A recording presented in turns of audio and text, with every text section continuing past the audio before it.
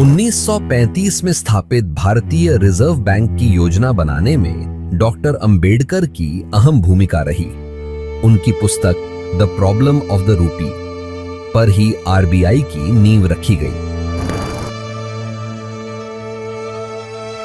अंबेडकर ने अपनी बात लोगों तक पहुंचाने के लिए कई पत्रिकाएं और अखबार निकाले, जैसे मूक नायक 1920, बहिष्कृत भारत 1927, जनता 1930 और प्रबुद्ध भारत 1956। 14 अक्टूबर 1956 नागपुर में ऐतिहासिक दिन। बाबा साहेब ने बौद्ध धर्म अपनाया। उन्होंने कहा, मैं हिंदू धर्म में पैदा हुआ पर मरूंगा नहीं। उनके साथ लाखों लोगों ने बौद्ध धर्म स्वीकार किया। यह सिर्फ धर्म परिवर्तन नहीं, मानव गरिमा की पुनर्प्राप्ति थी। यह एक शांतिपूर्ण क्रांति थी। उन्होंने 22 प्रतिज्ञाएं ली, जिनमें जातिवाद, ब्राह्मणवाद और देवी देवताओं की पूजा को अस्वीकार करना शामिल था।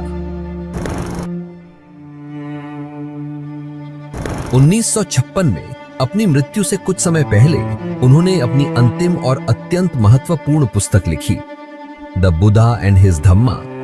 इसमें उन्होंने बौद्ध धर्म को नए संदर्भ में प्रस्तुत किया, एक ऐसे धर्म के रूप में जो समानता, करुणा और वैज्ञानिक सोच को बढ़ावा देता है।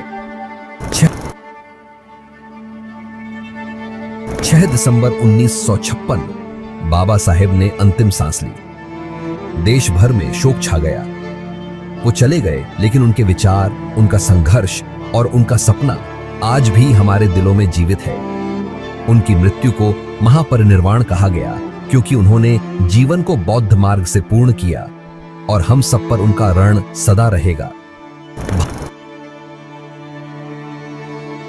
भारत रत्न देश का सबसे बड़ा नागरिक सम्मान है और यह 1990 में डॉक्टर भीमराव अंबेडकर को मरणोपरांत दिया गया। बाबा साहेब ने संविधान बनाया, शोषितों को अधिकार दिलाए, समाज में समानता की लौ जलाई। भारत रत्न डॉक्टर बाबा साहेब अंबेडकर को दिया गया सम्मान सिर्फ एक अवार्ड नहीं, बल्कि भारतीय लोकतंत्र का नमन है।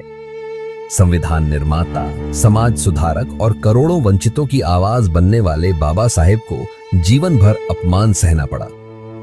लेकिन 1990 में उनके निधन के 34 साल बाद जब उन्हें भारत रत्न मिला, तब देश ने माना कि वो सिर्फ एक नेता नहीं, बल्कि भारत के सबसे बड़े राष्ट्र निर्माता थे। यह सम्मान सभी को यह याद दिलाता है कि सच्चाई की राह